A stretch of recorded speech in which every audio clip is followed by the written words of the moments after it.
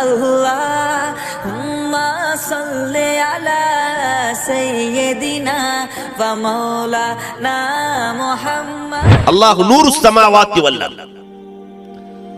அல்லாஹ் நூர், தண்ணீரிலிருந்தே இன்னொரு நூரை அல்லாஹ் உருவாக்குகிறார். ஒரு நூறிலிருந்து இன்னொரு நூறு பிறக்கிறது. அந்த நூறு தான் அண்ணல் பெருமானார் ஸல்லல்லாஹு அலைஹி வஸல்லம். இன்னைக்கு நம்ம எல்லாம் சொல்லிட்டு இருக்கிறோம், ரசூல் ஸல்லல்லாஹு அலைஹி வஸல்லம் 1400 ஆண்டுகளுக்கு முன்னாடி பிறந்தார்கள். ஆனால் பெருமானார் ஸல்லல்லாஹு அலைஹி வஸல்லம் அன்னவர்களே சொல்லி இருக்கிறார்கள், வானம் பூமி எல்லாம் படைக்கப்படுவதற்கு முன்னால் 2000 ஆண்டுகளுக்கு முன்பதாகவே அல்லாஹ் என் நூரை படைத்து விட்டார். இது ஒரு ரிவாயத். ஆனால் அன்புக்குரியவர்களே, தபரானியில் இருக்கிறது, அல்லாஹ் ரப்பல் ஆலமீன் வானம் பூமியை படைப்பதற்கு 2 கோடி ஆண்டுகளுக்கு முன்னால் நூரை முஹம்மதியாவை படைத்து விட்டார். என்ன சில ரிவாயத்துக்கள் இருக்கிறது, அல்லாஹ் எப்பொழுது படைத்தான் நூரை முஹம்மதியாவை என்று யாரும் அளந்து சொல்ல முடியாது. ஒரு நாள் ஜிப்ரீல் அலைஹிஸ்ஸலாத்து வஸ்ஸலாம் பெருமானார் ஸல்லல்லாஹு அலைஹி வஸல்லம் இடத்திலே வந்து, உங்கள் வயது என்ன என்று கேட்டார்கள். ஜிப்ரீல் அலைஹிஸ்ஸலாம் பெருமானார் இடத்திலே கேட்கிறார்கள், உங்க வயது என்ன? பெருமானார் ஸல்லல்லாஹு அலைஹி வஸல்லம் அவர்கள் சொன்னார்கள், ஜிப்ரீல் உங்கள் வயது என்ன? இவங்க திரும்பி கேட்கிறாங்க, உங்கள் வயது என்ன? ஜிப்ரீல் அலைஹிஸ்ஸலாம் சொன்னார்களாம், மனிதர்களை போன்று வயதை குறிப்பிடுகிற அமைப்பெல்லாம் மலக்குகளிடத்தில் இல்லை. 72,000 ஆண்டுகளுக்கு ஒரு முறை வானத்திலே ஒரு நட்சத்திரம் தோன்றும். 72,000 ஆண்டுகளுக்கு ஒரு முறை. அதை நான் 72,000 முறை பார்த்திருக்கிறேன் என்றார்கள். பெருமானார் ஸல்லல்லாஹு அலைஹி வஸல்லம் சொன்னார்கள், அந்த நட்சத்திரம் நான் தான் என்றார்கள். நாயகத்தினுடைய பிரகாசத்தை என்ன சொல்வது? நூரை. உலகம் தோன்றுவதற்கு முன்பதாக அல்லாஹ் தன்னூரில் இருந்து பெருமானார் ஸல்லல்லாஹு அலைஹி வஸல்லம் என்ற நூரை அல்லாஹ் ரப்பல் ஆலமீன் படைத்து, அந்த நூர் அல்லாஹ்வை துதித்துக் கொண்டே இருக்கிறது, தஸ்பீஹ் செய்து கொண்டே இருக்கிறது. அல்லாஹ் ரப்பல் ஆலமீன் அந்த நூறிலிருந்து 4 நூரை பிளக்கிறார். ஒரு நூர் 4ஆக மாறுகிறது. அதிலிருந்து தான் முதலாவதாக அல்லாஹ் கலம், எழுதுகோலை படைத்தார். இந்த எழுதுகோல் பெருமானாரின் நூறிலிருந்து நேரடியாக பிறந்தது. அல்லாஹ் ரப்பல் ஆலமீன் எழுதுகோலை படைத்து எழுது என்றார். நான் எதை எழுத? கலாக்கதிரை எழுது. கலாக்கதிர்னா என்னன்னு நமக்கு நிறைய பேருக்கு தெரியாது. கலாக்கதிரை எழுது. கலா என்றால் மேப், கதிர் என்றால் அது நடப்பது. ஒரு வீடு கட்டுவதற்கு முன்னால் முதலிலே பிளான் போடுவார்கள், மேப் இருக்கும். அதற்கு பிறகு வீடு. இதை போன்று ஒருவர் இப்படி உருவாவார், இருப்பார் என்று முதல் அல்லாஹ் தஆலா ஒரு மேப்பை உருவாக்குவான். அதற்கு பிறகு அவர் எப்பொழுது வருவார், எந்த ஆண்டு வருவார், என்னென்ன செய்வார், அவருக்கு உணவு என்ன, அவருடைய பிறப்பு என்ன, இறப்பு என்ன என்று நடைமுறையில் வருகிறது அல்லவா, இதற்கு பெயர் கதிர். மனிதன் அல்லாஹ்வினுடைய கலாக்கதிரை, அந்த பேனா, பெருமானாரின் நூறிலிருந்து பிறந்த பேனா, அது எதை தீர்மானிக்கிறதோ அதை தன்னுடைய அறிவால் அவன் மிஞ்ச முடியாது. என்றைக்காவது தன்னுடைய மதியால் விதியை வெல்ல முடியுமா? உலகத்தில் யாராவது வென்றிருக்கிறார்களா? உலக சக்கரவர்த்திகளாக இருக்கட்டும், தன்னுடைய அறிவாற்றலால் அல்லாஹ்வினுடைய கலாக்கதிரை வெல்ல முடியாது. மாலிக் இப்னு தீனார் ரஹ்மத்துல்லாஹி தஆலா அலைஹி அவர்களிடத்திலே ஒருவர் வந்து சொன்னார், நான் என்னுடைய அறிவால் கலாக்கதிரை வென்று காட்டுவேன். இறைநேசர்கள் என்றைக்குமே அழகாக பதில் சொல்லுவார்கள், நாளைக்கு நீ பாயாசம் சாப்பிடுவாய், முடிந்தால் தடுத்துப்பார், முடிந்தால் தடுத்துப்பார். அந்த மனிதன் நினைத்தான், அறிவாளி நினைக்கிறார், அறிவை கொண்டு நினைக்கிறார். வீட்டில் இருந்தால் தானே பாயாசம் கிடைக்கும், காட்டுக்கு போயிட்டான் யார் கொடுப்பார்கள்? யார் கொடுப்பார்கள்? காட்டுக்கு போய் உட்கார்ந்தார். இவர் காட்டுக்கு சென்று அமர்ந்த நேரம் வியாபாரிகளின் கூட்டம் ஒன்று வருகிறது. உணவு சமைக்கிறார்கள், கடுமையான பசி. கடைசியிலே பாயாசமும் சமைக்கிறார்கள். பாயாசத்தின் வாடை வருகிறது. அழைத்து கொடுத்து விட்டால் என்ன செய்வது என்று மரத்துக்கு மேலே ஏறி அமர்ந்து கொண்டார். அந்த வியாபாரிகள் சாப்பிடலாம் என்று உணவை சமைத்து சாப்பிட செல்லுகிற வேளையில் திருடர்களின் கூட்டம் ஒன்று வருகிறது. திருடர்களை பார்த்தவுடன் வியாபாரிகள் விட்டு விட்டு ஓடுகிறார்கள். சூடா உணவு இருக்கிறது, அதை எடுத்துட்டு போக முடியாது. விட்டு விட்டு பொருள்களை எடுத்துக்கொண்டு ஓடிவிடுகிறார்கள் வியாபாரிகள். திருடர்களும் கடுமையான பசியில் வருகிறார்கள். வந்த அருமையான சாப்பாடு, பாயாசம் எல்லாம் இருக்கிறது. இதில் விஷத்தை கலந்து வைத்திருந்தால் என்ன செய்வது? அதனால் பக்கத்தில் யாராவது இருக்கிறார்களா என்று பார்த்து வாருங்கள். எல்லோரும் தேடினார்கள். மேலே ஒருவர் காலாட்டி கொண்டு உட்கார்ந்திருப்பது தெரிகிறது. டே தம்பி, கீழே இறங்கு, பாயாசம் தருகிறோம். தம்பி, கீழே இறங்கு, பாயாசம் தருகிறோம். அதுக்கு பயந்துதான் ஐயா நான் மேலே உட்கார்ந்திருக்கிறேன். தம்பி, கீழே இறங்கு, பாயாசம் கிடைக்கும். முடியாது முடியாது, அதற்கு பயந்துதான் அப்பா நான் மேலே இருக்கிறேன். கடைசியில் 2 பேர் சென்றார்கள். 4 குத்து குத்தி கீழே இழுத்து வந்து வாயை திற என்று சொல்ல திறக்க மறுக்க, மீண்டும் 4 குத்து குத்தி வாயை பிளந்து உள்ளே பாயாசத்தை ஊத்த, கடைசியில இமாம் மாலிக் இப்னு தீனார் ரஹ்மத்துல்லாஹி இடத்திலே வந்து சொன்னார்களாம், 4 குத்து குத்தி பாயாசம் கிடைக்கும்னு சொல்லி இருந்தா நான் போயிருக்க மாட்டேன். அன்பிற்குரியவர்களே, கலாக்கதிரை அல்லாஹ்வினுடைய விதியை உலகத்திலே யாரும் தன்னுடைய மதியால் வெல்ல முடியாது. முதலில் விதியை எழுதுகிற பேனாவை அல்லாஹ் ரப்புல் ஆலமீன் பெருமானாரினுடைய நூறிலிருந்து பிறக்கிறான். நாயகத்தினுடைய நூரை நாளாக பிரித்த அல்லாஹ் அடுத்ததாக லௌஹுல் மஹ்ஃபூலை அல்லாஹ் ரப்புல் ஆலமீன் பெருமானார் ஸல்லல்லாஹு அலைஹி வஸல்லத்தினுடைய நூறிலிருந்து உருவாக்குகிறார். லௌஹுல் மஹ்ஃபூல் எழுதிய பேனா கலாக்கதிரை எழுதி எதிலே வைக்கும்? லௌஹுல் மஹ்ஃபூலிலே பதிவு செய்யப்படுகிறது. அலி ரலியல்லாஹு இடத்திலே சென்று காட்டார்களாம், லௌஹுல் மஹ்ஃபூல் எவ்வளவு பெருசு இருக்கும். 1400 ஆண்டுகளுக்கு முன்னால் அறிவின் கருவூலம் அலி ரலியல்லாஹு தஆலா சொன்னார்கள், ஒரு மனிதனின் மூளை எவ்வளவு பெரிது இருக்கிறது என்றார்களா. ஒரு மூளை எவ்வளவு பெரிது இருக்கிறது.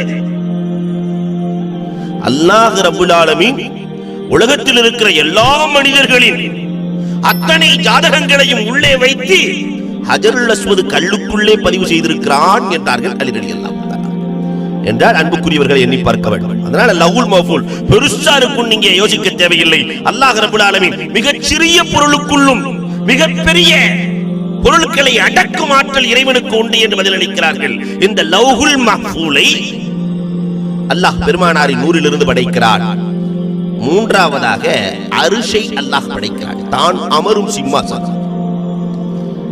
அல்லாஹ் அமரும் சிம்மாசனம் அண்ணல் பெருமானாரினுடைய நூறிலிருந்து உருவாக்கப்பட்ட சிம்மாசனம். அன்புக்குரியவர்களை எண்ணி பார்க்கிறோம் பெருமானாரினுடைய ஆற்றல் என்ன. இன்றைக்கு சர்வசாதாரணமாக நபிகள் கோமான் ஸல்லல்லாஹு அலைஹி வஸல்லம் சர்வசாதாரணமாக சித்தரிக்கப்படுகிற அவலச் சூழல் இன்றைக்கு நம் சமுதாயத்தில் எழுந்திருக்கிறது. இந்த 4வது பங்காக இருக்கிற நூரை அல்லாஹ் 4 பங்குகளாக பிரிக்கிறான். இந்த கடைசி பார்ட் 4வது பார்ட்டை 4ஆக அல்லாஹ் பிரிக்கிறான். அந்த 4 பகுதியில் ஒரு நூறிலிருந்து அல்லாஹ் வானங்களை 7 வானங்களை அல்லாஹ் படைத்தான். இது பெருமானாரினுடைய நூறின் ஒரு பார்ட்டிலிருந்து உருவானதுதான் 7 வானங்கள். சபா தராயிக். இன்னும் விஞ்ஞான வானத்துக்குள்ளே செல்லவில்லை. வானம் இருக்கா இல்லையா? நெப்டியூன்கிறான், புளூட்டோங்கிறான். இந்த வான வீதிகள் எப்படி அமைக்கப்பட்டிருக்கிறது, கோள்களை அல்லாஹ் எப்படி அமைத்து வைத்திருக்கிறான். சூரியன் 500 கோடி ஆண்டுகளாக இயங்கிக் கொண்டிருக்கிறது. கெமிக்கல் ப்ரோசஸ், ரசாயன மாற்றத்தால் அது இயங்கி வருகிறது என்று விஞ்ஞானம் சொல்கிறது. ஒரு காலம் வரும், அந்த கெமிக்கல் மாற்றம் ஏற்படும், ரசாயன மாற்றம் ஏற்படும், சூரியன் நின்றுவிடும், சூரியன் அழிந்து போகும், உலகம் அழிந்து போகும். விஞ்ஞானம் பேசுகிறது. அல்ல 1400 ஆண்டுகளுக்கு முன்னால் பெருமானாரை பார்த்து அல்லாஹ் சொல்வான், வஷம்சு தஜ்ரி லி முஸ்தகர்ரில்லஹா. சூரியன் அதற்கு என்று குறித்த எல்லையை நோக்கி ஓடிக்கொண்டிருக்கிறது. ஒரு நாள் அது முடிந்து போகும். இன்னொரு இடத்தில் அல்லாஹ் சொல்லுகிற பொழுது குல்லுன் ஃபீ ஃபலக்கின் யஸ்பஹூன். விகட வார்த்தையை பயன்படுத்துகிறான். குல்லுன் ஃபீ ஃபலக். இப்படி படிச்சாலும் குல்லுன் ஃபீ ஃபலக் தான், இப்படி படிச்சாலும் குல்லுன் ஃபீ ஃபலக் தான். விகட வார்த்தை. விகட கவின்னு எழுதி இங்கிட்டு படிச்சாலும் ஒரே மாதிரி தான் வரும், அங்கிட்டு படிச்சாலும் ஒரே மாதிரி தான் வரும். இது மாதிரி குர்ஆனுக்குள்ளே அல்லாஹ் குல்லுன் ஃபீ ஃபலக், அது அப்படியே திருப்பி படிச்சு பாருங்க. குல்லுன் ஃபீ ஃபலக். எல்லாம் அதன் நீர்வட்டத்தில் இயங்கிக் கொண்டிருக்கிறது. வானம் எவ்வளவு பெருசு. தூண் இல்லாமல் துபாயில இருக்கக்கூடிய ஒரு புருஜ், ஒரு ஜஸ்ரு தூண் இல்லாமல் உருவாக்குவதை உலகமே அசந்து பார்க்கிறது. அல்லாஹ் வானத்தையே தூண் இல்லாமல் படைத்திருக்கிறானே. அன்பிற்குரியவர்களே, இந்த வானம் பெருமானாரின் நூறால் படைக்கப்பட்டது. நாயகம் இல்லை என்றால் வானம் இல்லை, பெருமானார் இல்லை என்றால் வானம் இல்லை. நாயகத்தினுடைய நூறு அதிலிருந்து படைக்கப்பட்டது 7 வானங்கள். சபா தராயிக் யா மாஸரல் ஜின்னி வல் இன்ஸ் இன் இஸ்ததஅதும் அன் தன்ஃபுது மின் அக்பாரி ஸமாவாத்தி வல் அர்லி ஃபன்ஃபுது லா தன்ஃபுதுன இல்லா பிசுல்தான்.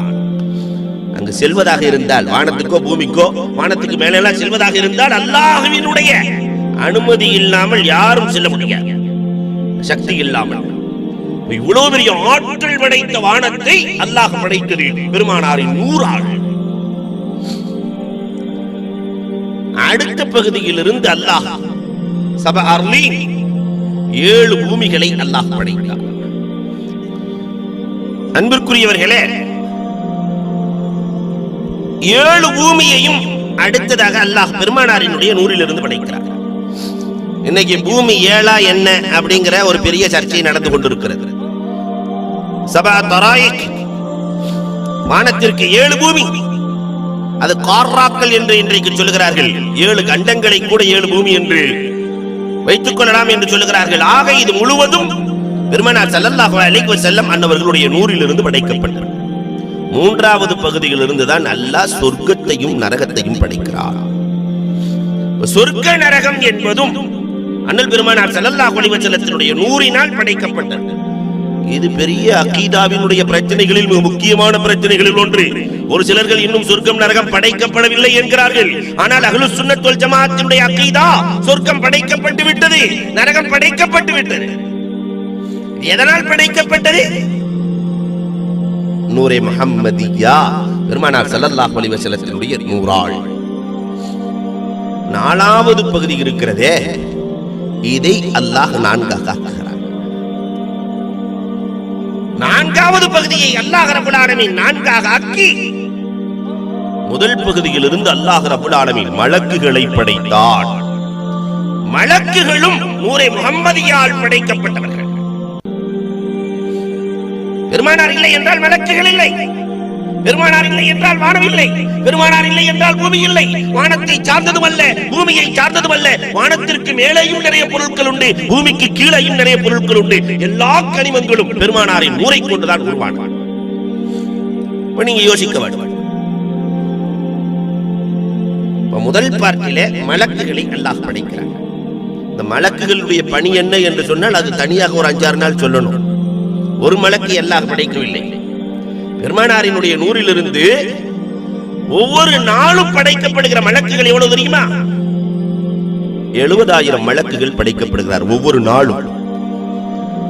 கியாமத் நாள் வரை படைக்கப்பட்டுக் கொண்டே இருக்கிறார்கள். அந்த மலக்குகளின் எண்ணிக்கை குறைவில்லை. நம்மள மாதிரி அவங்க மூத்தா போற ஆளுகளும் இல்ல. என்றைக்கு உலகம் தோன்றியதோ பெருமானாரினுடைய 100 படைக்கப்பட்ட மலக்குகள் இன்று வரை அதிகரித்துக் கொண்டே இருக்கிறார்கள். இன்னும் இந்த உலகம் மலக்குகளை குறித்து ஆய்வே செய்யவில்லை, ஜின்களை குறித்து ஆய்வே செய்யவில்லை. விஞ்ஞானம் வளர்ந்திருக்கிறது, ஆனால் மலக்குகளை குறித்து ஜின்களை குறித்து இன்னும் தொட்டு கூட பார்க்கவில்லை. ஆனால் மார்க்கம் பேசுகிறது, குர்ஆன் பேசுகிறது. 2வது பார்ட்டிலிருந்து அல்லாஹ் ரப்பல் ஆலமீன் மாயாத், நீர்வன மீன்கள், நீரில் வாழக்கூடிய எல்லா படைப்புகளையும் அல்லாஹ் ரப்பல் ஆலமீன் நூரே முஹம்மதியாவிலிருந்து படைக்கிறான்.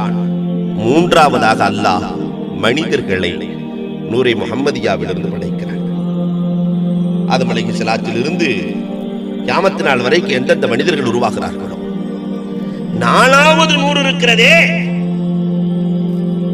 இதை அல்லாஹ் ரப்பல் ஆலமீன் தான் நாடிய அடியார்களுக்கு மாரிஃபத் அபுசாரியத் என்ற பார்வையை கொண்டு திணிக்கிறான்.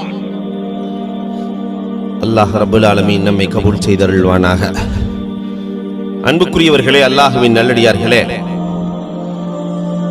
4வது பார்ட் இருக்கிறதே, பெருமானாரினுடைய 100 4வது பார்ட்டை அல்லாஹ் அபுசாருல் முஃமினீன், ஷேக்மார்களின் இறைநேசர்களின் அகப்பார்வைக்குள்ளே அல்லாஹ் அந்த 100 கொடுக்கிறான். யாருக்கு அந்த 100 போய் சேருகிறதோ, எந்த முஃமின்களுக்கு, அவர்கள்தான் ஷேக்மார்களாக உலகத்திலே பிரசித்தி பெறுகிறார்கள். அவர்கள்தான் அல்லாஹ்வின் அருளை பெற்றவர்களாக மாறி போகிறார்கள்.